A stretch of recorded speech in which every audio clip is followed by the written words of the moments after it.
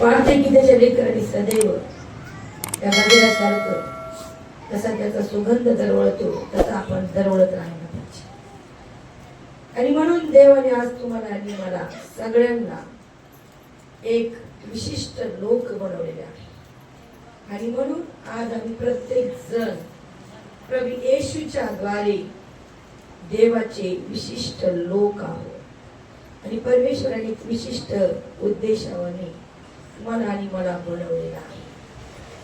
आणि प्रभू येशूकडं असं कोणी येत नाही, ते पित्याने केलेलं आकर्षण असतं. आणि म्हणून आज आपण पाहत आहोत, आज प्रभू भोजन विधी आहे. आणि प्रभू भोजन विधी हा आम्ही का घेतो हे आम्हाला समजणं गरजेचं आहे. आपण प्रभू भोजन विधी का घेतो, कशाबद्दल घेतो, काय द्राक्षरस आणि ती भाकर काय आहे, त्याच्याद्वारे आपण कोणाचं स्मरण करतो, कोणचा परमेश्वर, त्याचं नाव काय. प्रभू भोजन विधीच्या द्वारे आम्ही प्रभू येशू ख्रिस्त जो तुमच्या आणि माझ्या पापांसाठी वधस्तंभावर खेळला गेलाय, जो रक्तबंबाळ झालाय, जो रक्त साक्षी झालाय, ज्याने रक्त सांडवले, त्या ख्रिस्ताच्या मरणाचं स्मरण आम्ही प्रभू भोजन विधीच्या द्वारे करतो. आणि मग आम्ही प्रभू भोजन विधीमध्ये येशू ख्रिस्ताच्या मरणाचं स्मरण करतो. मग आम्ही अजून काय करतो, कशा रीतीने घेतो, अजून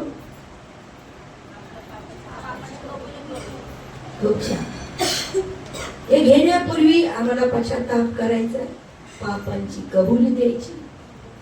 कारण प्रभू येशू ख्रिस्त आमच्या पापांसाठी, आमच्या अपराधांसाठी, आमच्या दुष्कर्मांसाठी मारले गेले. त्या पापात आम्ही राहू नये म्हणून तो त्या वधस्तंभावर खेळला गेले नाही. कारण पापाचं वेतन मरण आहे. आणि तो मरण दंड तुम्हाला आणि मला मिळू नये म्हणून प्रभू येशूने स्वतःवर ते मरण घेतले, जे तुमच्या आणि माझ्यासाठी सिद्ध करण्यात आलं. आणि म्हणून प्रभू येशूने हे सगळं का केलेले आपण पाहू. ग्रंथीकारास पहिले पत्र याचा 12वा अध्याय आणि 12 ते 14 वचन मी वाचते. कारण जसे शरीर एक असून त्याला अवयव पुष्कळ असतात आणि त्या शरीराचे अवयव पुष्कळ असून सर्व मिळून एक शरीर बनते, तसाच ख्रिस्त आहे. कारण आपण यहुदी असू किंवा हेलेले असू, गुलाम असू किंवा स्वतंत्र असू, एक शरीर होण्यासाठी आपणा सर्वांना एका आत्म्यात बाप्तिस्मा मिळाला आहे. आणि आपण सर्व एकाच आत्म्याने संचालित झालो आहे. कारण शरीर म्हणजे एक अवयव असे नव्हे, तर अनेक अवयव असे आहे.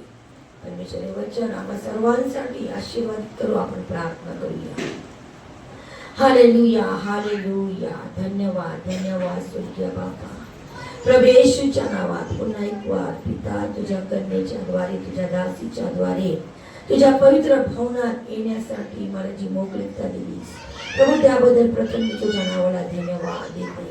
तुझी स्तुती करते आणि आभारी यज्ञ पित्या प्रभू येशूच्या नावात तुला सादर करते. सगळा मान सन्मान आदर तुझा आहे. आणि आज येशूच्या नावात पित्याने तुला देते. प्रभू, माझ्या जीवनातून फक्त तू उंच हो प्रभूजी, तुझंच नाव उंच हो प्रभूजी. ओ हालेलुया, हालेलुया. प्रभू येशू नाम घेऊन वचन सांगत असताना बोलणारी मी नसून माझ्याद्वारे फक्त तुझा आणि तुझा पवित्र आत्मा बोलू दे. पवित्र आत्मा ये, मुख माझं जरी आहे पण मुखातून येणारा प्रत्येक शब्द हा तुझा असू दे. आणि प्रभू येशूच्या नावात पिता, तुझं वचन आमच्या पावलाकरता दिवा आहे, मार्गासाठी प्रकाश आहे. हे वचन आम्हाला प्रत्येकाच्या जीवनात एक प्रकाश आणि दिवा बनवून काम करू दे. येशू नाम घेऊन बी पेरत आहे प्रभू, 100 पटीचं पीक तुला मिळू दे. प्रभू, हे वचन विश्वासाच्या सामर्थ्याने आणि पवित्र आत्म्याच्या द्वारे बोलल्या जाते. पुन्हा एक बार पवित्र आत्मा, माझं पूर्ण नियंत्रण मी तुझ्या हातात देते. येशू नाम घेऊन बी पेरत आहे. ओ हालेलुया, हालेलुया. प्रभू येशूच्या नावात आमेन. या ठिकाणी शरीराहून घेतलेलं उदाहरण आहे. आणि म्हणून या ठिकाणी आम्ही पाहत आहोत, आम्ही वाचले वचन, कारण जसं शरीर एक असून त्याला अवयव पुष्कळ असतात, त्या शरीराचे अवयव पुष्कळ असून सर्व मिळून एक शरीर बनते, तसाच ख्रिस्त आहे. आज आम्ही पाहत आहोत आमचं जे शरीर आहे, आमच्या शरीराला पुष्कळ अवयव आहेत आणि पुष्कळ अवयव मिळून आमचं एक शरीर झालेलं आहे. तसंच आम्ही प्रत्येक जण मंडळी ही ख्रिस्ताची मंडळी आहे.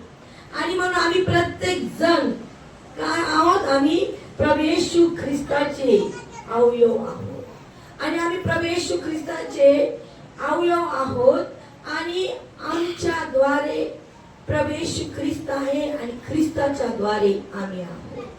आणि म्हणून या ठिकाणी आम्ही पाहत आहोत की वचनात लिहिलेले की ख्रिस्त मंडळीचं मस्तक आहे. तुमचं आणि माझं मस्तक प्रभू येशू ख्रिस्त आहे. कारण आम्ही या ठिकाणी पाहत आहोत की शरीराचे पुष्कळ अवयव म्हणजे जे विश्वासणारे लोक आहेत ते शरीराचे पुष्कळ अवयव आहेत. आणि म्हणून या ठिकाणी आम्ही पाहत आहोत की जे विश्वासणारे आहेत ते प्रभू येशू ख्रिस्ताचं अवयव आहे. आणि या ठिकाणी आम्ही पाहत आहोत की मंडळी हे ख्रिस्ताचं शरीर आहे आणि विश्वासणारे ख्रिस्ताच्या शरीराचे पुष्कळ अवयव आहे आणि ख्रिस्त स्वतः मस्तक आहे. आणि म्हणून आम्ही प्रभू पासून वेगळे नाहीये, तर प्रभू येशू आणि आम्ही एक आहोत आणि आम्ही कधी विसरायला नको. आम्ही कितीही जगिक लोकांमध्ये राहू, दैहिक लोकांमध्ये राहू, जे लोक प्रभू मध्ये नाहीये, जे लोक देवाला भीत नाहीयेत, अशा लोकांमध्ये जरी आम्ही राहत असलो तरी आम्ही हे स्मरण ठेवायला पाहिजे की मी विश्वासणारा आहे, कारण मी प्रभू येशूला बाप्तिस्म्याच्या द्वारे मी माझा तारणारा उद्धार करता प्रभू देव म्हणून स्वीकार केलेला आहे. या ठिकाणी वचनात आम्ही पाहिले, तुम्ही कुठल्याही जात धर्म वंशाचे असो, प्रभू येशू ख्रिस्त जात धर्म वंशासाठी आलेला नाहीये, तर प्रभू येशू ख्रिस्त हा मनुष्याच्या जीवनाचं परिवर्तन करण्यासाठी आलेला आहे, मनुष्याला पापापासून सोडवण्यासाठी आलेला आहे. आणि म्हणून आम्हाला जर प्रभू येशू ख्रिस्त लागलेला आहे तर आमचं जीवन आम्ही पवित्र करणं गरजेचं आहे. आमच्या जीवनामध्ये येशू येण्या अगोदर प्रभूची दासी तुम्हाला अत्यंत तळमळीने प्रत्येक वचन शिकवती आणि प्रत्येक वचनाचं ज्ञान तुम्हाला झालेले. आणि म्हणून तुम्हाला तुमच्या पापांबद्दल पश्चाताप झालेला आहे आणि त्या पश्चाताप झाल्यामुळं पापांची क्षमा मिळण्यासाठी तुम्ही पिता पुत्र पवित्र आत्म्याच्या नावामध्ये बाप्तिस्मा घेतलेला आहे. कारण बाप्तिस्म्याच्या द्वारे आम्ही प्रभू येशू ख्रिस्ताचे अवयव बनतो. जर आम्ही फक्त ख्रिस्ताकडे आरोग्यासाठी आशीर्वादांसाठी येतो आणि आम्ही जर पश्चाताप करून पाप क्षमा मिळावी आणि इथून पुढे मी पापाचं दास्य करणार नाही, तर इथून पुढे मी जसा माझा ख्रिस्त पवित्र राहिला तसं मी माझ्या जीवनाला पवित्र करणार, मी माझ्यातली सगळी मलिनता काढून टाकणार, हा निर्णय घेऊन जर आम्ही एक चांगलं मन राखण्याचा करार परमेश्वराशी करून आम्ही जर पाण्यात बुडत आहोत, आम्ही जर पाण्यात आम्ही बाप्तिस्मा घेत आहोत, तर आम्हाला प्रभू येशूच्या द्वारे पवित्र आत्म्याचा अभिषेक प्राप्त होत आहे. आणि ज्या लोकांना पवित्र आत्म्याचा अभिषेक आहे, ज्यांना अन्य अन्य भाषा आहे, ते सगळे येशू ख्रिस्तावर विश्वास ठेवणारे हे कोण आहेत? प्रभू येशूचे अवयव आहे. आणि म्हणून प्रत्येकाने ही जाणीव ठेवली पाहिजे, ही ओळख ठेवली पाहिजे की मी प्रभू पासून वेगळा नाहीये. मग जगिक नातेवाईकात गेला, ते नातेवाईक जर अविश्वासणारे आहेत, कारण आम्ही जेव्हा गोंधळून जातो, ज्यावेळेस आमच्या नातेवाईकात जातो त्यावेळेस नातेवाईक काय करतात, त्यांच्या घरी कार्यक्रम असल्यावर जुनी रूढी परंपरेनुसार ते चालतात. आणि आम्ही काय करतो, आम्ही त्यांच्या जुनी रूढी परंपरा जे आहेत आम्ही त्यांच्यामध्ये सामील होतो. आणि मग जे प्रभूला आवडत नाही त्या गोष्टीत आम्ही सहभागी होतो. त्यामध्ये आम्ही लग्न कार्यामध्ये खूप चुकतो. लग्न कार्यामध्ये लोक लिंबाचे पत्ते लावतात, आंब्याचे पत्ते लावतात, अजून हळद भरमसाठ खेळतात, सुपाऱ्या बांधतात, रांजणाला सुपाऱ्या, हळकुंड फोडतात, घाण शिवे देऊन नावं घेतात. आणि अशा प्रकारचे अनेक प्रकारे जी जुनी रूढी परंपरा आहे, ज्या सैतानाच्या दास्यात आम्ही होतो, प्रभूने आम्हाला त्याच्यातून बाहेर काढलेला असताना देखील आम्ही काय करतो, पुन्हा त्याच्यामध्ये जातो आणि आम्ही नातेवाईकामुळं पापात पडतो. आणि आम्ही काय म्हणतो, नाही माझ्या नातेवाईकाला वाईट वाटत. पण नातेवाईकाला वाईट वाटू द्या, कारण नातेवाईक आमच्या संगती त्या नरकाग्नीमध्ये पडायला तयार आहेत का? त्यांच्यामुळं आम्हाला नरकात पडायचं नाही.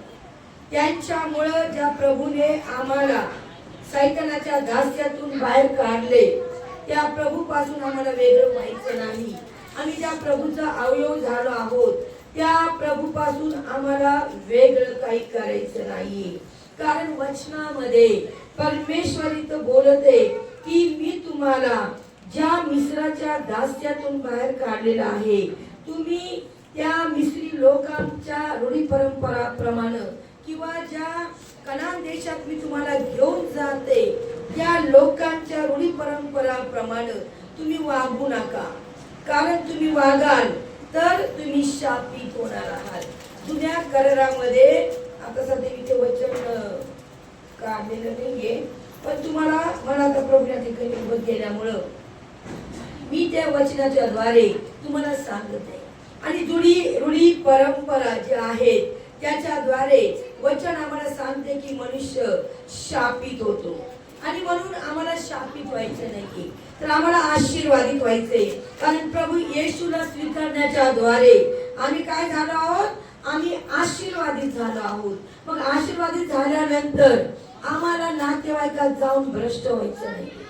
आम्हाला त्यांच्या कंदुरी, त्यांचे बोकडे जे त्यांनी सैतानाला अर्पण केलेलं आहे, जो देवच नाहीये त्याच्या पुढे त्यांनी त्याला अर्पण केलेलं आहे, आणि ते जाऊन आम्ही खाणं हे चुकीचं आहे.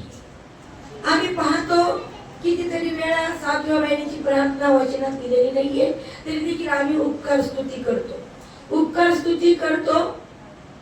आणि आम्ही काय करतो, कमराला मोठा हार बांधतो, सगळा साज सैतानासारखा करतो, दंडाला हार, डोक्याला ते मुकुट. आणि मग संतती परमेश्वराने दिलेलं धन आहे, पोटचं पळी त्याची देणगी आहे. हे धन ज्यांनी दिलं त्यांनी तुम्हाला हे करायला सांगितलं नाही, तुम्हाला फक्त उपकार स्तुती करायची. मग काय, परमेश्वराने दिलेलं धन आहे, परमेश्वराने दिलेलं फळ आहे. आणि मग आम्ही काय करतो, जगातले फळं घेऊन जातो. फळं घेऊन जा चांगले, फळं त्या गरोदर स्त्रीला खाण्यासाठी चांगले, पण नारळ घेऊन नका ना. नारळ कुठे घेऊन पडते,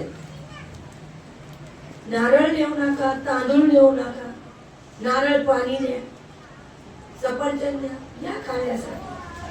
परंतु ज्याच्यामुळं जी रूढी परंपरेतून प्रभूने आम्हाला बाहेर काढले ते आम्ही करू नये.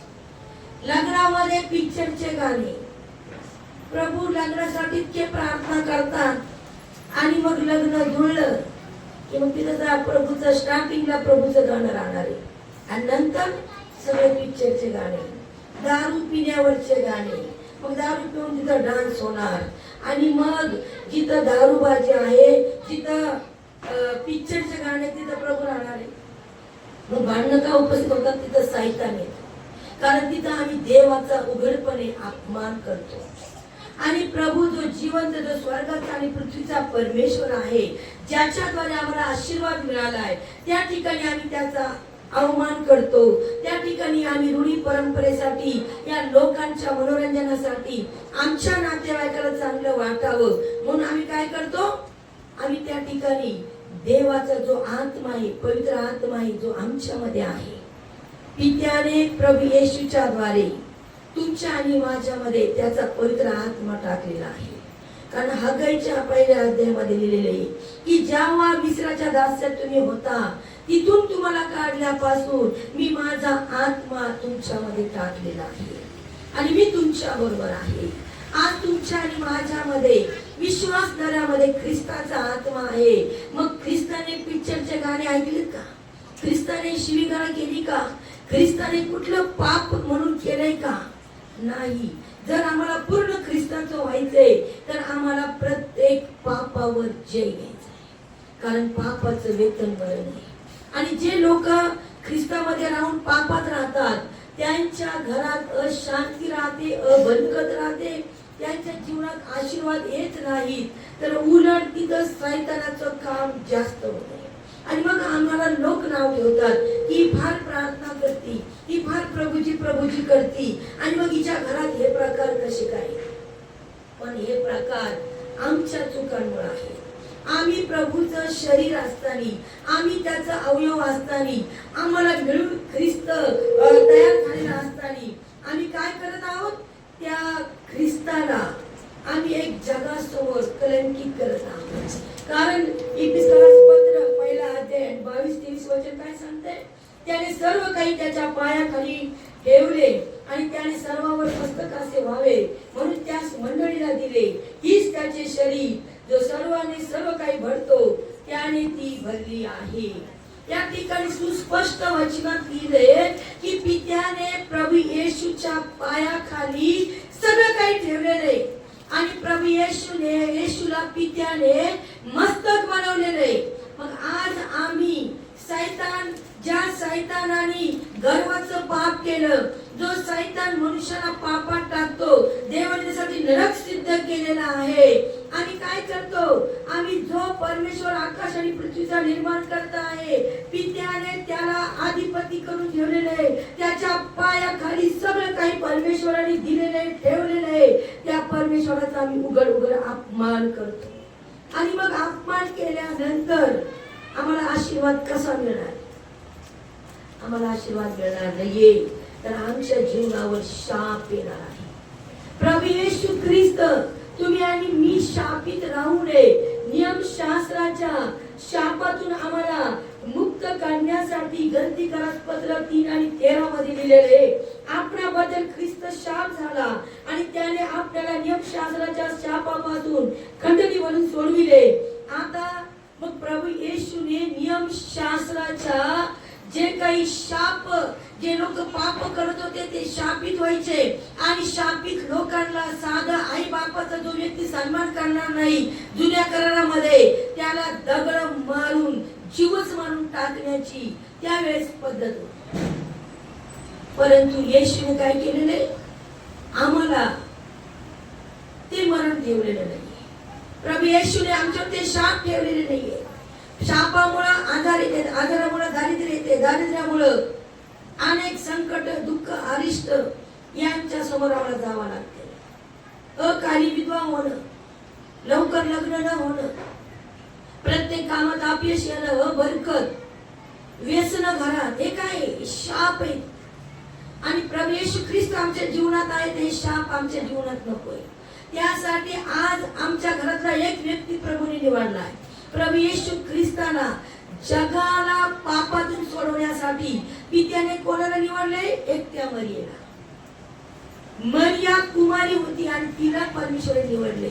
आणि ती कुमारी असताना ज्यावेळेस परमेश्वराने तिला दिव्यदूताच्या द्वारे वाणी दिली, तिने स्वतःचा विचार केला का की आज मी कुमारी आहे, पिता माझ्या उदरात गर्भ टाकत आहे आणि एक बाळ माझ्या उदरात तयार होते आणि तो बाळ तर जगाला पापापासून सोडवणार आहे, पण आज जग मला पापी म्हणून पाहणार आहे, हा विचार केला का तिने? नाही. तिने जो तारणारा या जगासाठी उद्धारासाठी येणार होता त्याच्यासाठी तिने काय केले? तिने स्वतःला प्रभूला समर्पित करून दिले. तिने जगाकडे पाहिलं नाही, तिची ज्याच्यासोबत मागणी झाली तो काय म्हणत त्याच्याकडे पाहिलं नाही, तिने प्रभूच्या आव्हानाला स्वीकारलेला आहे. आज प्रभूने तुमच्या कुटुंबातून तुम्हाला निवडलेलं आहे. ज्याप्रमाणे मरियेला निवडलं, तिच्याद्वारे जगाला तारणारा उद्धार करता प्रभू मिळाला. आज येशू तुमच्याद्वारे तुमच्या परिवाराला येशू मिळालेला आहे.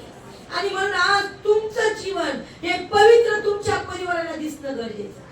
कारण प्रभू येशूने खंडणी भरून आम्हाला नियमशास्त्राच्या पापापासून सोडवले. म्हणजे आज आम्ही आशीर्वादित आहोत. मग आज आम्हाला इच्छा पाहिजे की मी पूर्णपणे येशूकडे आले, मग माझ्या घरात माझ्या जीवनात शाप का काम करत आहेत. आणि म्हणून आज आम्हाला स्वतःला इच्छा येऊन आम्ही स्वतः एक घरातला एक व्यक्ती जर पूर्ण समर्पित होतय, आत्मिक होतय, धार्मिक होतय, त्याला पाहून त्याचं घर सुधारणार. सुरुवातीला नाव ठेवतील, तुमचे जुने पाप आठवून तुम्हाला कलंक लावतील. माहिती आम्हाला लय तू चांगली आहेस, लय म्हणू द्या. त्यांच्यामधून शैतान आम्हाला बोलत आहे. परंतु आमचं लक्ष फक्त जो प्रभू आम्हाला मिळाला, आम्हाला त्याच्याकडे आमचं लक्ष लावायचं, ज्याच्याद्वारे आम्ही शापितने आशीर्वादित झालो, ज्याच्याद्वारे आम्ही रोगी नाही तर निरोगी झालो, ज्याच्याद्वारे आम्ही दरिद्री नाही तर आम्ही धनवान झालो. कारण वचन आम्हाला काय सांगतंय की तुम्हाला माहिती आहे का प्रभू येशूची कृपा, की तो धनवान असताना तुमच्यासाठी काय झालेला आहे, तो दरिद्री झालाय याच्यासाठी की त्याच्या दरिद्री होण्याने तुम्ही धनवान व्हावं. करंती करा 2 पत्र आणि 8 आणि 9 मध्ये लिहिलेले की प्रभू येशू ख्रिस्त आमच्यासाठी दरिद्री झालेला आहे. त्याच्या दरिद्री होण्याने तुम्ही आणि मी धनवान आहोत. आज येशूच्या द्वारे तुम्ही आणि मी धनवान आहोत. आम्ही राजाचे पुत्र आणि कन्या आहोत. आणि म्हणून दारिद्र्य आमच्या घरात राहायला नाही पाहिजे. आम्ही कर्जात राहायला नाही पाहिजे. आम्ही उसनवारीत राहायला नाही पाहिजे. त्यासाठी आमच्या स्वतःला समर्पण करायचे. कारण प्रभूने तुम्हाला सुंदरशी दासी दिलेली, जी दासी तुम्हाला वारंवार वचनाच्या द्वारे जागृत करती, बोलती. पण तुम्ही जर ते घेता, जे घेणार आहे त्याला त्याचं आशीर्वाद मिळणार आहे. आणि जो घेणार नाही या कारणे ऐकून या कारणे सोडून देईल आणि मग म्हणून नाही बाबा मी एवढी प्रार्थना जाते, मला आशीर्वाद का नाही. दासीचा या दासाचा त्याच्यामध्ये कुठलाही रोल नसतो. आम्ही वचन कसं घेतो, कसं स्वीकारतो, कारण वचन देव आहे. जर आम्ही वचनाला स्वीकारलं तर आम्ही ख्रिस्ताला स्वीकारले. जर आम्ही वचनाला स्वीकारत नाहीये आणि आम्ही वचनाचा अवमान करतो तर आम्ही ख्रिस्ताचा अवमान करतो. आम्ही वचनाचा अपमान करतो. कितीतरी लोकांना वचन ऐकायला आवडत नाही, फक्त त्यांना आरोग्यासाठी प्रार्थना करावी बस. नाही, वचन आमच्या पावलाकरता दिवा आहे. वचन आमच्या मार्गासाठी प्रकाश आहे. वचन आमचं जीवन बदलणार आहे. आणि म्हणून या ठिकाणी आम्ही पाहत आहोत की जो व्यक्ती वचनाला स्वीकारणार आहे तो ख्रिस्ताला स्वीकारणार आहे. आणि ज्याने ख्रिस्ताला स्वीकारले त्याला जीवन, सार्वकालिक जीवन प्राप्त झालेलं आहे. आणि म्हणून आज तुम्हाला आणि मला, आम्ही ख्रिस्ताला स्वीकारले, सार्वकालिक जीवन मिळाले, मग आज आम्हाला वचनाला स्वीकारायचं. कारण हे वचनच आम्हाला न्याय करणार आहे. कारण हे वचन आमच्या कानी पडत आहे. आणि जर आज आम्ही सुधरत नाहीये वचन ऐकून, तर प्रभू येशूला आम्ही कुठलाही उत्तर देऊ शकणार नाही. आणि म्हणून आज आम्हाला प्रभूने सुवर्ण संधी दिली आहे की आम्ही त्याचे अवयव आहोत. आणि म्हणून आम्ही पाहतो गलतीकारक पत्र याचा 3रा अध्याय आणि 26 आणि 29 मध्ये काय लिहिलेले आहे की तुम्ही सर्व ख्रिस्ती येशू विश्वासाच्या द्वारे देवाचे पुत्र आहात. कारण तुम्हामध्ये जितक्यांचा ख्रिस्तामध्ये बाप्तिस्मा झाला आहे तितक्यांनी ख्रिस्ताला परिधान केले. तुम्ही सगळ्यांनी जेवढ्यांचा बाप्तिस्मा झालाय त्यांनी ख्रिस्ताला परिधान केले. आता ते अगोदर कुठल्याही नावाचे असते, परंतु आता त्यांना ख्रिस्ताचं नाव मिळाले, त्यांना ख्रिस्ती नाव मिळाले. ख्रिस्ताचा पुत्र, ख्रिस्ताची कन्या हे नाव त्याला मिळालेलं आहे. आणि म्हणून आज जेवढे बाप्तिस्मा पावलेले आहेत ते सगळे देवाचे पुत्र आणि कन्या आहेत. आणि म्हणून या ठिकाणी वचन आम्हाला सांगतंय की त्यांनी ख्रिस्ताला परिधान केले. जसे आम्ही कपडे घालतो तसं आम्ही ख्रिस्ताला आता घातलेले. आमच्या वरून ख्रिस्त आहे, ख्रिस्ताचं कवच आहे. आणि म्हणून वचन काय सांगतंय, याकोबावर मंत्र तंत्र चालत नाही, इस्रायलावर चेटूक चालत नाही. आज जर तुम्ही पूर्णपणे समर्पित होत आहात, तुम्हाला कोणी जादू टोणा करून तुमच्यावर चालणार नाही. तुमच्या डोळ्यांना ते दिसणार आहे पण तुम्हाला ते बाधणार नाही. आणि म्हणून ख्रिस्तावरचा जो विश्वास आहे, जे वचनाचा स्वीकार करणे आहे, याकडे जास्तपणे आम्ही आमचं लक्ष केंद्रित करणं गरजेचं आहे. कारण आम्हा प्रत्येकाचा ख्रिस्तामध्ये बाप्तिस्मा झालेला आहे आणि ख्रिस्तामध्ये बाप्तिस्मा झालेला आहे तर आम्ही देवाचे पुत्र आणि कन्या आहोत. मग आम्ही स्वतंत्र असो या गुलाम असो, नवऱ्याच्या गुलामगिरीत असताना, सासू सासऱ्याच्या गुलामगिरीत असताना, कोणाच्याही गुलामगिरीत असताना, पण आज येशूला तुम्ही स्वीकारले, येशू तुमच्यामध्ये आलाय, तुम्ही येशू जवळ गेलात तर तुम्ही आता गुलाम नाहीये, तुम्ही स्वतंत्र आहात. आणि म्हणून गलतीकारास पत्र 5वा अध्याय 1 वचन काय सांगतंय? त्या स्वातंत्र्याकरता ख्रिस्ताने आपल्याला मुक्त केले आहे, म्हणून त्या टिकून राहा, गुलामगिरीच्या जुवाखाली पुन्हा सापडू नका. प्रभू येशूच्या द्वारे तुम्ही गुलाम नाही, स्वतंत्र झालात. प्रभू येशूने आज तुम्हाला सैतानाच्या दास्यातून, प्रत्येक पापाच्या दास्यातून, प्रत्येक छळवणुकीपासून तुम्हाला मुक्त केलेला आहे. आणि म्हणून आज तुम्ही गुलाम नाहीये, तुम्ही स्वतंत्र आहात. जसा भारत देश स्वतंत्र झाला 15 ऑगस्ट आम्ही सगळेजण साजरा करतो, तसं येशू तुमच्या आणि माझ्यासाठी कालवरी क्रूस खांबावर मरण मरून त्याने त्या वधस्तंभावर उघड सैतानाचा तमाशा करून त्याला उघड तिथं त्याने त्याचा पूर्ण तमाशा केलेला आहे आणि सैतानाला दाखवून दिले की तू मला किती छळलंस. या जगातल्या लोकांचे पाप जे आहेत त्यांच्या क्षमेसाठी मला किती त्रास झाला, त्याचं सगळं शरीर रक्तबंबाळ झालं, त्याला भोसकण्यात आलं, त्याला ठेचण्यात आलं, त्याला कुदळण्यात आलं, परंतु त्याने ते सगळं आनंदाने पित्याकडे आपली लक्ष लावत त्याने काय केलेले ते स्वीकार केलेलं आहे. का? कारण तुम्हाला मला त्या सैतानाच्या गुलामगिरीतून सोडवण्यासाठी, त्याच्या दास्यातून मुक्त करण्यासाठी. जसं आमचा भारत देश मुक्त झालाय तसं येशूच्या द्वारे जगातला मनुष्य पापाच्या, शापाच्या, आजाराच्या, सैतानाच्या बंधनातून मुक्त आणि मोकळा झालेला आहे. आणि म्हणून जी मुक्तता येशूच्या द्वारे आम्हाला मिळाली, वचन आम्हाला सांगते की त्यामध्ये टिकून राहा, पुन्हा गुलामगिरीच्या जुवाखाली सापडू नका. तर आम्ही सैतानाकडे जातो, आम्ही सैतानाच्या मार्गाने जातो, आमच्या नातेवाईकामुळं, आमच्या प्रियजनांमुळं, आम्ही जर देवाला आवडलेल्या गोष्टी, देवाचे आज्ञाविधी नियम लावले ते जर मोडण्याच्या द्वारे आम्ही पाप करत आहोत तर आम्ही पुन्हा गुलामगिरीच्या जुवाखाली जाणार आहोत. पुन्हा सैतान आम्हाला आमच्या नातेवाईकात, आमच्या पतीत, आमच्या लेकरात घुसून, आमच्या परिस्थितीमध्ये येऊन तो आम्हाला छळणार आहे. कारण छळ कपट करणं हे सैतानाचं काम आहे. आणि येशूच्या द्वारे तुम्ही आणि मी मुक्त झालो आहोत. हा मोठा आशीर्वाद आज पित्याने प्रभू येशूच्या द्वारे आम्हाला दिलेला आहे. आणि म्हणून वचनात आम्हाला सांगितलं जाते की गुलामगिरीच्या जुवाखाली पुन्हा सापडू नका. आणि या ठिकाणी आम्ही जे वचन वाचले की यहुदी असू किंवा हेंदेली असू, गुलाम असू किंवा स्वतंत्र असू, एक शरीर होण्यासाठी आपल्या सर्वांना एका आत्म्यात बाप्तिस्मा मिळाला आहे आणि आपण सर्व एकाच आत्म्याने संचालित झालो आहोत.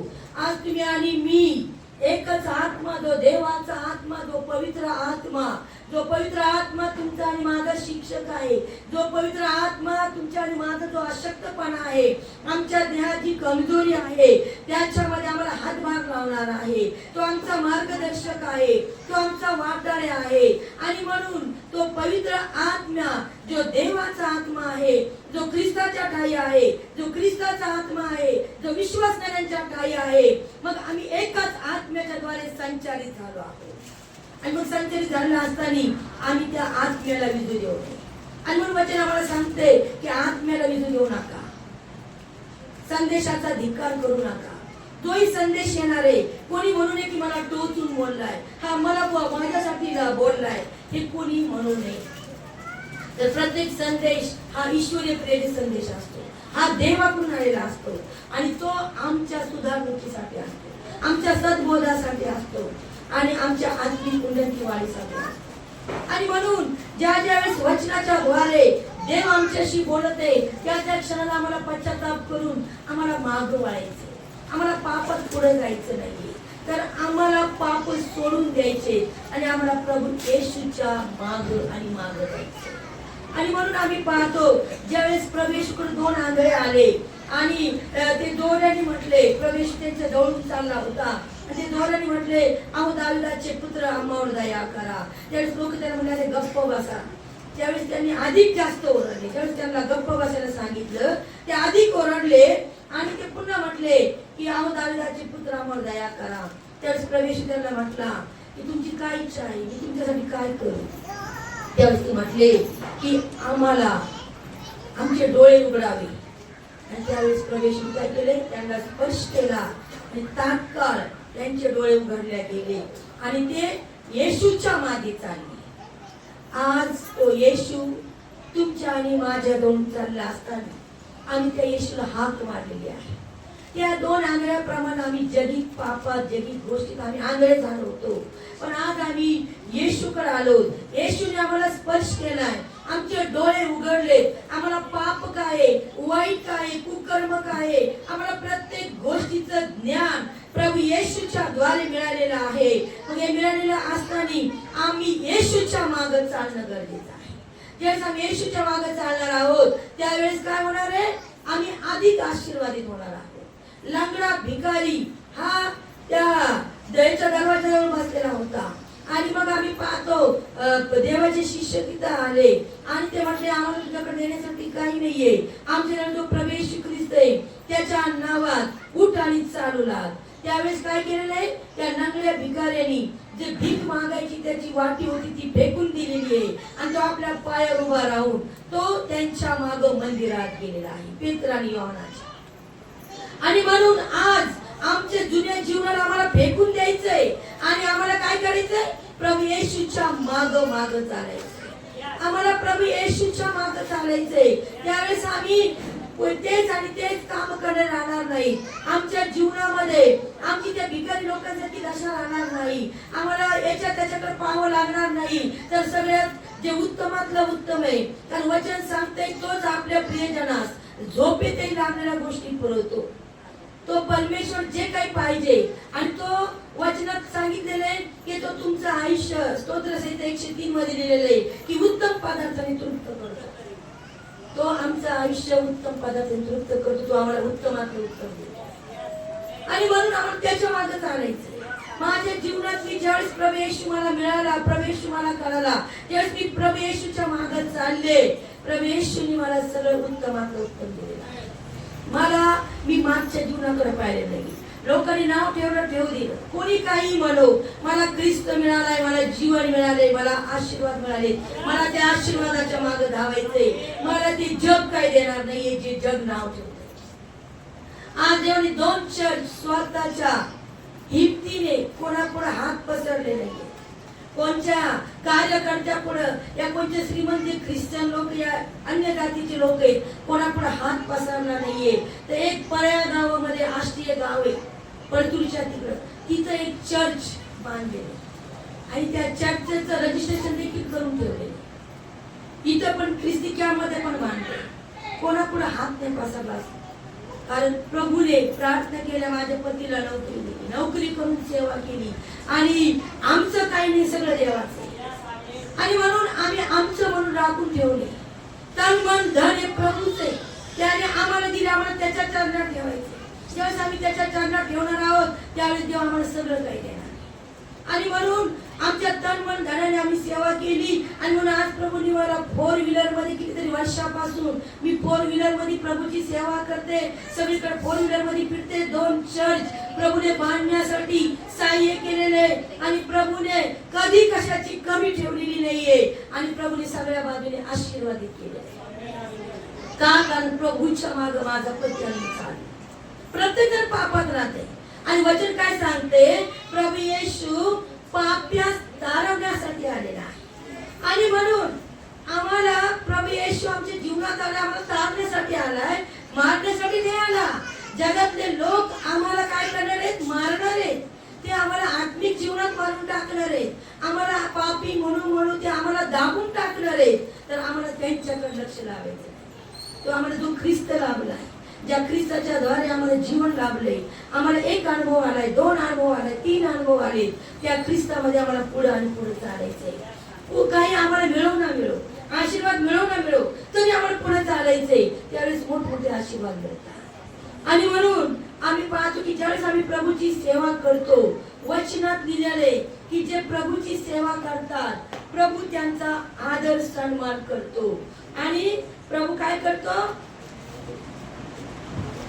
योहानचा 12 अध्याय 26 वचन, जर कोणी माझी सेवा करतो तर त्याने मला अनुसरावे, म्हणजे जेथे मी असेल तेथे माझा सेवकही असेल.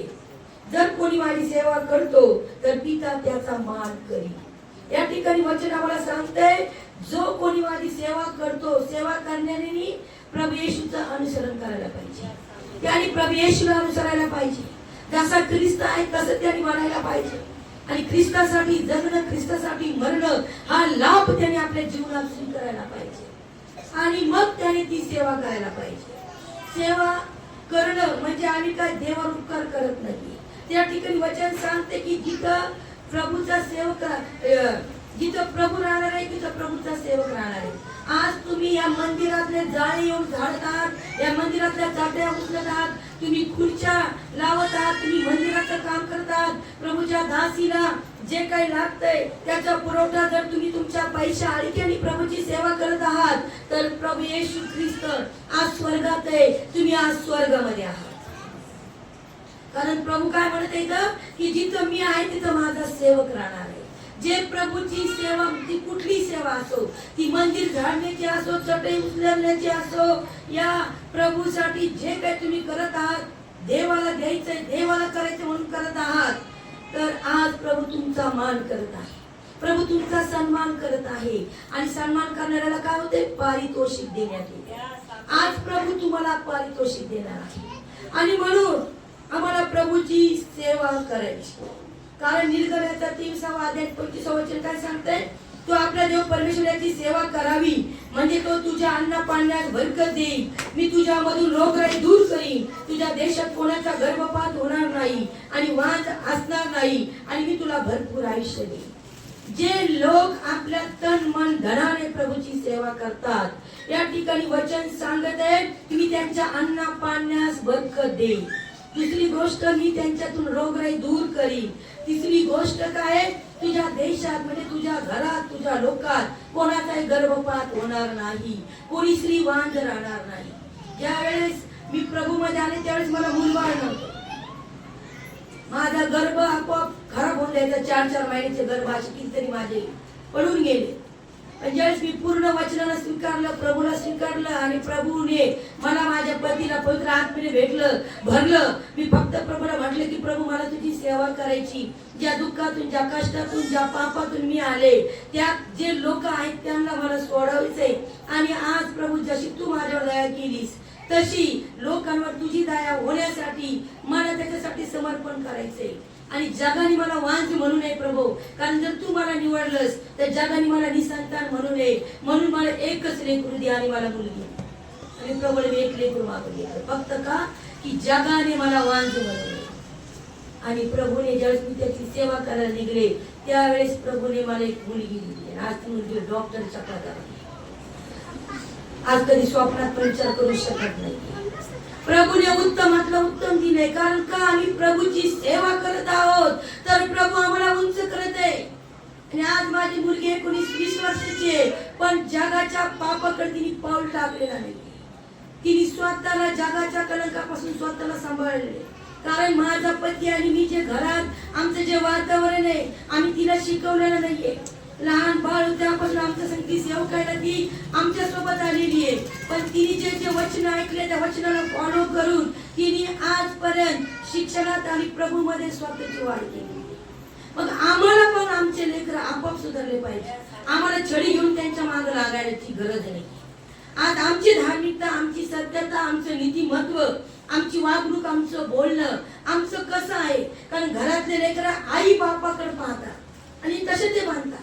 म्हणून आई बापानी स्वतःच जीवन हे प्रभूमध्ये ठेवणं गरजेचं आहे. निदान बाप नसला तर आईने तरी ठेवायचं.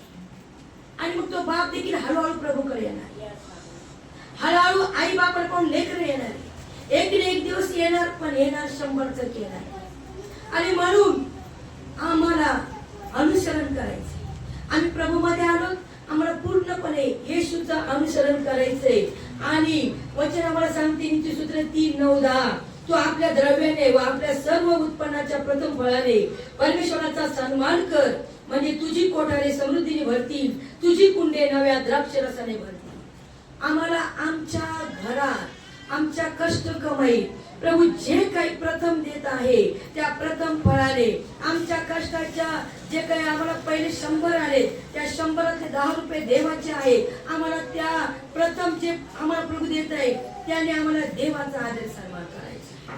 ज्यावेळेस आम्ही त्याच्या भांडारात टाकतो, ज्यावेळेस आम्ही देवाला देतो, त्यावेळेस आमचं वचन सांगत आहे की तुमचे कुंड नव्या द्राक्ष रसाने भरतील, तुमच्या घरात बरकत राहणार आहे, तुमच्या घरात रोगराई राहणार नाहीये.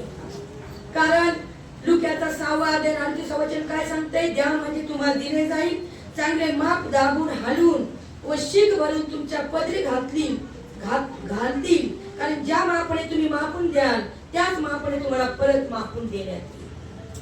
म्हणून आम्ही कसं माप देत आहोत, आम्ही आमचं जीवन प्रभूला कसं देत आहोत. आमच्या कष्ट कमाईतला प्रभूने आम्हाला 10वा भाग प्रथम भाग द्यायला सांगितलेला आहे. आम्हाला उपकार स्तुतीचा यज्ञ प्रभूला द्यायचा आहे. आम्हाला प्रत्येक गोष्ट प्रभूला द्यायची, आम्हाला देवाला देणारं व्हायचंय. कारण वचन काय सांगते, द्या म्हणजे दिलं जाईल. आणि चांगलं माप तुम्ही दिलं तर प्रभू शांत राहत नाही. प्रभू चांगलं माप दाबून देतो, शुगोशिक भरून देतो. आम्ही 1 ग्लास पीठ कोणाला दिलं, लोक काय करतात, आम्ही भरून देतो, लोक जरा थोडं कमी करून देतो. परंतु येशू तसा देत नाही, परमेश्वर तसा देत नाही. आम्हाला दाबून देतो आणि शुगोशिक भरून देतो. आणि परमेश्वर कधी कोणाकडून राहत. तुम्ही जर देवाला 10 रुपये देता त्याच दिवशी तुम्हाला 100 रुपये मिळणार, आज दिले. आणि म्हणून कधीही आपलं जीवन देवाला द्यायला कानकूस करू नका, आपला पैसा देवाला द्यायला कानकूस करू नका, आपला वेळ प्रभूला द्यायला कानकूस करू नका. या तिन्ही गोष्टी महत्वाच्या. नुसता पैसा द्यायचा आणि आपण जगिकरी दैहिक गोष्टीत राहायचं उपयोग नाही. देवाचा पैसा घ्यायचा बी नाही, देव तशा पैशाचा स्वीकार पण करत नाही. तुमचं जीवन प्रभूला नाहीये, तुमचा वेळ प्रभूला नाहीये. दिवसभर काम सगळ्यांना काम लावून दिले, परंतु त्या कामामधून तुम्ही सकाळीच वेळ काढा, रात्रीचा वेळ काढा. तुम्ही जो दिवसाचा दशमांश आहे, 24 तासाचा दशमांश जो 2.5 तास आहे तो प्रभूला द्या. सकाळी 1 तास द्या, संध्याकाळी 1.5 तास द्या. त्याच्यामध्ये वचन वाचा 1 तास, स्तुती आराधना करा, प्रार्थना करा, प्रभू समोर तुमच्या विनवण्या ठेवा आणि मग अर्धा घंटा प्रभूच्या समक्षतेमध्ये वाचा. काही मागू नका, फक्त जो तुम्ही मागितलंय ते तुम्हाला देते ते घ्या. त्यावेळेस डोकं शांत ठेवायचे, मन अंतःकरण शांत ठेवायचे, चित्त शांत ठेवायचे आणि फक्त आनंद म्हटल्यावर लगेच उठून पळायचं नाही. अर्धा पाऊण तास 1 तास प्रभूच्या चरणाजवळ बसा आणि तुम्ही पहा जे जे तुम्हाला मागितले ते तुम्हाला सगळं मिळालेलं तुम्हाला अनुभवास येणार. आणि म्हणून या ठिकाणी आम्ही जशा प्रकारे पेरणी करणार आहोत तशा प्रकारे आम्हाला पीक मिळणार आहे, तशी आम्हाला कापणी मिळणार आहे. आणि म्हणून आम्हाला उत्तमातलं उत्तम पेरायचे आणि आम्हाला पेरणी करणारा व्हायचे. कारण वचन आम्हाला सांगते की तो बी पेरणारा बी पुरवतो. जर आम्ही पेरणारच होणार नाही तो आम्हाला बी देणार नाही. आणि जर पेरणारा बी पेरतोय तर त्याचं पीक त्याला मिळतं. तसं देव आम्हाला आमचं आम्ही जे पेरणार आहोत त्याचं पीक आम्हाला मिळणार आहे. आणि म्हणून आज आम्ही जे काही बाप्तिस्मा पावलेलो आहोत, या विश्वासणारे आहोत, जे आज आम्ही प्रभू भोजन विधीमध्ये जाणार आहोत. आम्ही पाहत आहोत कोरिन्थीकरास पहिले पत्र आणि 11वा अध्याय आणि 23 ते काही वचने मी वाचते. कारण जे मला प्रभू पासून मिळाले तेच मी तुम्हाला सांगितले आहे की ज्या रात्री प्रभू येशूला धरून देण्यात आले त्या रात्री त्याने भाकर घेतली, आभार मानून ती मोडली आणि म्हटले, माझे शरीर आहे, हे तुमच्यासाठी आहे, माझ्या स्मरणात ते करा. मग भोजन झाल्यावर त्याने प्याला घेऊन तसेच केले आणि म्हटले, हा प्याला माझ्या रक्ताने झालेला नवा करार आहे. जितक्यांदा तुम्ही हा पिता तितक्यांदा माझ्या स्मरणात हे करा. कारण जितक्यांदा तुम्ही भाकर खाता व हा प्याला पिता तितक्यांदा तुम्ही प्रभूच्या मरणाची तो येईपर्यंत घोषणा करता. म्हणून जो कोणी अयोग्य प्रकारे भाकर खाईल अथवा प्रभूचा प्याला पी तो प्रभूचे शरीर व रक्त या संबंधाने दोषी ठरेल. म्हणून माणसाने आत्मपरीक्षण करावे आणि मग त्या भाकरीतून खावे व त्या प्याल्यातून प्यावे, कारण त्या शरीराचे मर्म ओळखल्याशिवाय जो खातो जो पितो तो खाण्याने व पिण्याने आपल्यावर दंड ओढवून घेतो. तुम्हामध्ये पुष्कळ जण दुर्बळ व आजारी आहेत आणि बरेच निद्रित आहेत. याचे कारण हेच, आपण आपला न्याय निवडा केला असता तर आपल्यावर दंड ओढवला नसता. ज्या अर्थी आपल्यावर दंड ओढवला आहे त्या अर्थी आपल्याला प्रभूकडून शिक्षा होत आहे. अशा हेतूने की जगाच्या बरोबर आपल्याला दंडाज्ञा होऊ नये. हा विश्वासणाऱ्यांचा न्याय आहे. जे आम्ही विश्वासणारे आहोत त्यांच्यासाठी प्रभूने हा न्याय ठेवलेला आहे. आणि म्हणून आम्ही पाहत आहोत की प्रभूने जो पहिला विधी संस्करित केलेला आहे तो विधी प्रभू भोजनचा विधी आहे. कारण प्रभू येशू ख्रिस्त स्वतः वनांडनाचा जो यज्ञ पशु येशू ख्रिस्त स्वतः झालेला आहे. आणि म्हणून प्रभू येशूने बेखमीर भाकर सांगितलेली, कारण थोडस खमीर फुगवते. देवाला फुगीर लोक नाही पाहिजे, देवाला गर्विष्ठ लोक नाही पाहिजे, देवाला ताट मारायचे लोक नाही पाहिजे. म्हणून प्रभूने काय केलेले, बेखमीर भाकर देवाला सांगितलेली आहे. कारण थोडासा कमी फुगवतो. आणि म्हणून आम्हाला प्रभूमध्ये आम्ही चालत आहोत तर प्रभू येशू ख्रिस्त खुद्द देवाचा पुत्र असताना तो बेखमीर होऊन या जगात राहिलेला आहे. तो नम्र होऊन राहिलेला आहे, तो आत्मदीन होऊन राहिलेला आहे. आणि म्हणून स्वर्गाचं राज्य त्याचं आहे. आज तुम्हाला आणि मला जर ते राज्य पाहिजे तर आम्हाला फुगीर नसावं, आमच्यामध्ये मीपणा नसावा, अहंकार नसावा. कधी कधी आम्हाला सेवकाकडून मान सन्मानाची गरज भासते. कारण मी खूप वर्षापासून सेवा करते, किती लोकांना वाटते की सेवकाने माझा मान सन्मान करावा. ह्या गोष्टी चुकीच्या आहेत. प्रभूने सेवक आमच्यावर मेंढपाळ म्हणून ठेवलेला आहे. आम्ही प्रभूचे मेंढ आहोत. आणि म्हणून प्रभूच्या सेवकाला प्रभू जसं पवित्र आत्म्याच्या द्वारे सांगणारे तसं तो काम करणार आहे.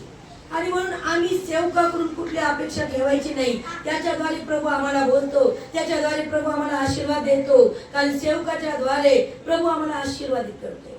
म्हणून आम्ही सेवकाचा कधी मान सन्मान करायचा, संदेश त्यांचा मान सन्मान करायचा.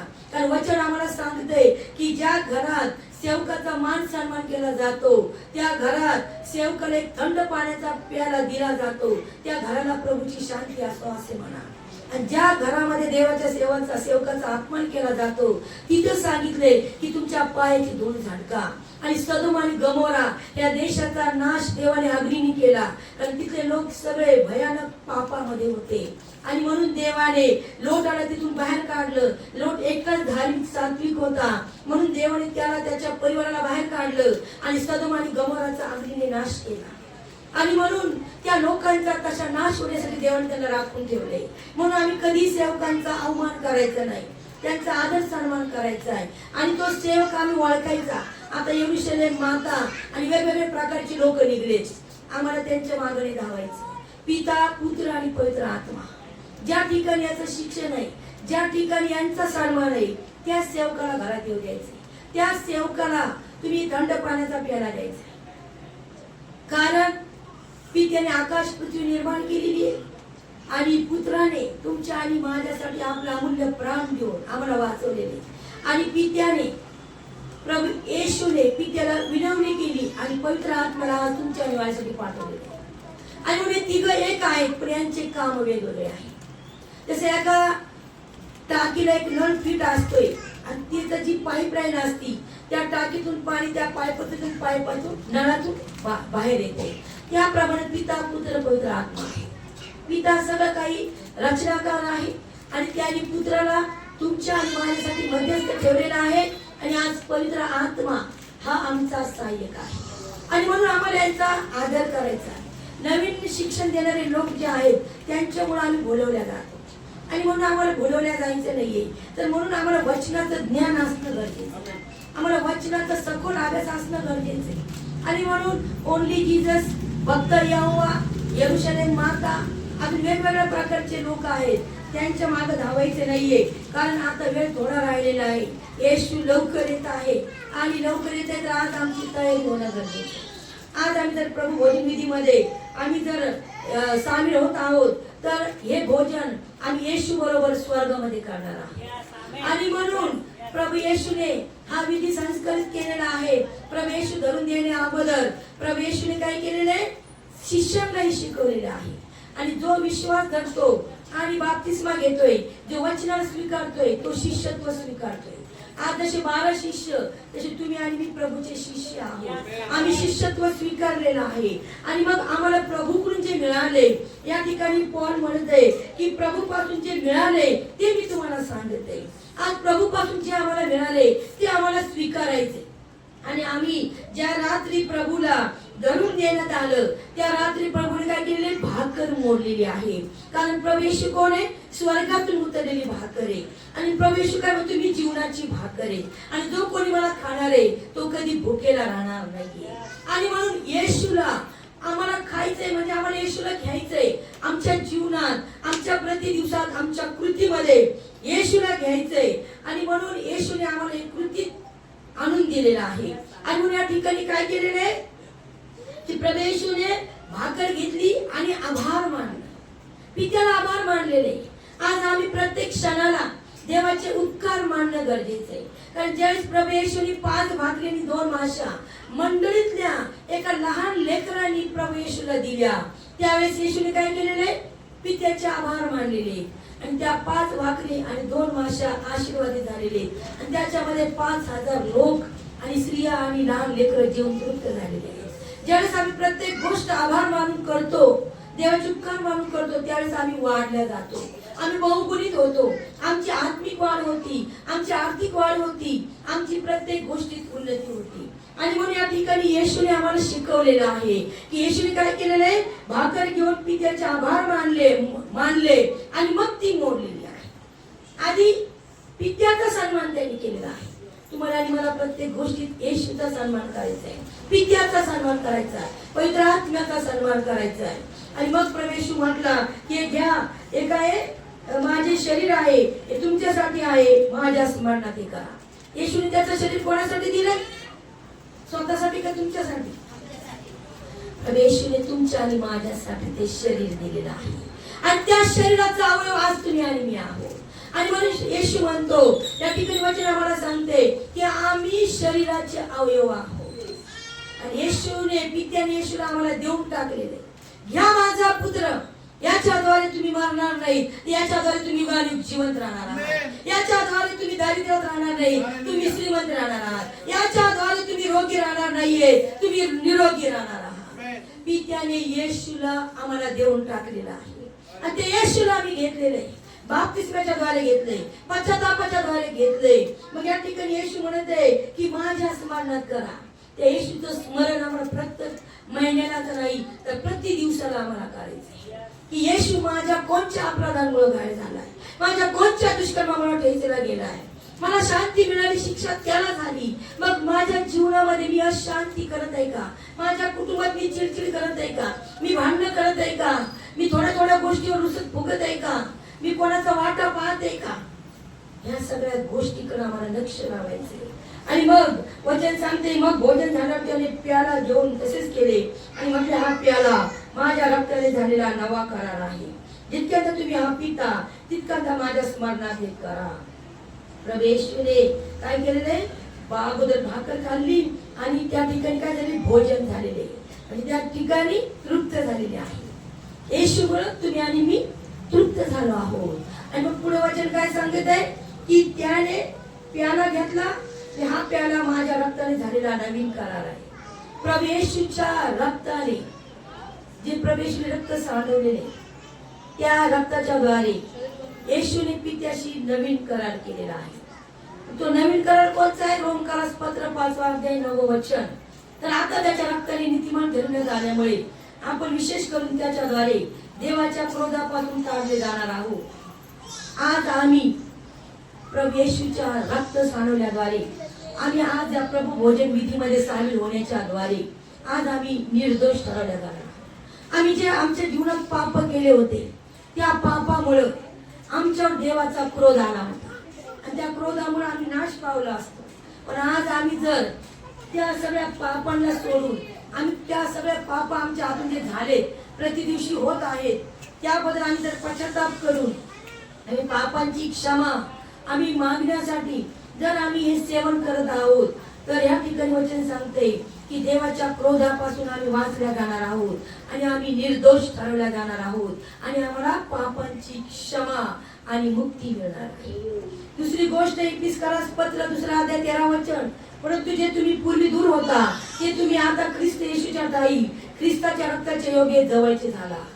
अगोदर आम्ही प्रभूमध्ये नव्हतो, आम्ही वचनामध्ये नव्हतो, आम्ही पवित्र सहभागितेमध्ये नव्हतो, तर आम्ही देवापासून दूर होतो.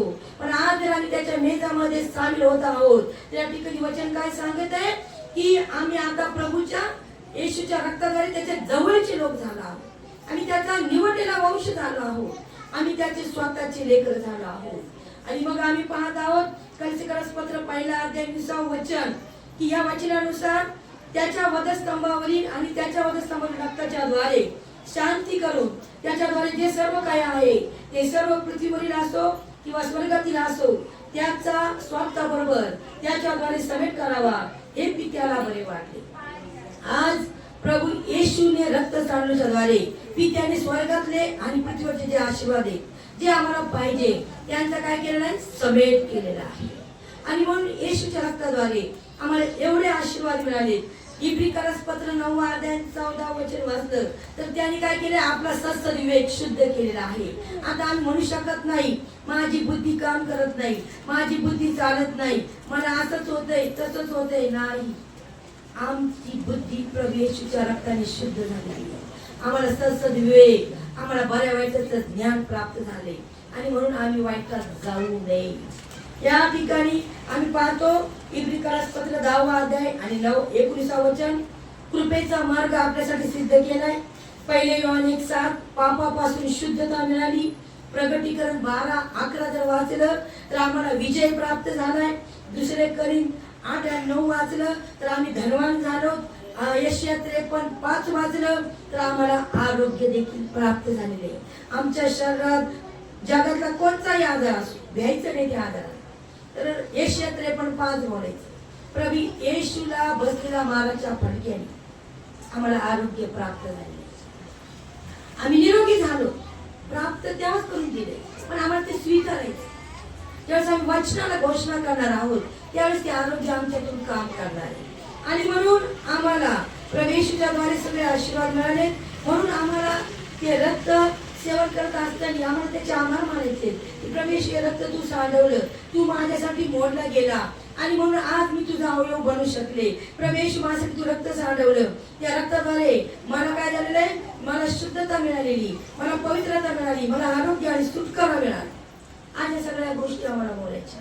आणि आम्ही आमच्या दैनंदिन जीवनात लबाडी करत असलो, चिडचिडा स्वभाव असं, एकदाच कोणी सुधरत नाहीये, पण त्या सगळ्याबद्दल पश्चाताप करा, पापांची क्षमा मागा आणि मग त्याच्यात सामील व्हा. कारण हे घेण्याच्या द्वारे काय होणार आहे की या ठिकाणी वचन सांगते, जो अयोग्य प्रकारे भाकर खाईल अथवा प्रभूचा प्याला पी तो प्रभूचे शरीर व रक्त या संबंधाने दोषी ठरेल. अयोग्य रीतीने घ्यायचं, आम्ही पाप करून घेटायने घ्यायचं नाही. जर पाप करत आहात तर पश्चाताप करा, देवाला क्षमा मागा, देवाला म्हणा की प्रभू मला एकच सामील व्हायची इच्छा आहे, पण तुझी इच्छा आहे का मी हो का, प्रभू मी पापी आहे, मी या पापात आहे, मला क्षमा कर, तुझ्या रक्ताने मला धुवून शुद्ध कर. तर याच्याद्वारे मी शुद्ध होणार आहे प्रभू. मला अकाली मारायचं नाहीये, तर मला पूर्ण आयुष्य जगायचे प्रभू.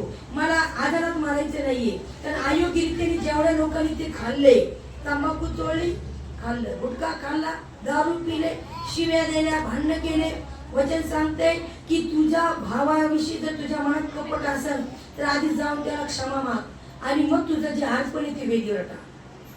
म्हणजे आमच्या मनात आम्ही प्रभू भोजन विधीमध्ये सांगून होण्यापूर्वी आमच्या मनात कोणाबद्दल कपट नसा, ज्या कोणाबद्दल राग असेल आम्हाला तिथे त्याला क्षमा करायची. आणि प्रभूने आम्हाला वैराला क्षमा करायला सांगितले आणि म्हणून आम्हाला क्षमापूर्वक ते घ्यायचे. आणि म्हणून जे अयोग्य रीतीने घेणार आहेत ते या संबंधाने दोषी ठरणार आहेत आणि जे स्वतः आत्मपरीक्षण घेऊन हे घेणार आहेत ते निरोगी राहणार आहेत, त्यांना दीर्घायुष्य मिळणार आहे. आणि याच्याद्वारे जर शासन आहे तर याच्याद्वारे सुटका देखील आहे, याच्याद्वारे आरोग्य आहे, याच्याद्वारे पापांची क्षमा आहे. आणि म्हणून आम्हाला अयोग्य घ्यायचं नाहीये.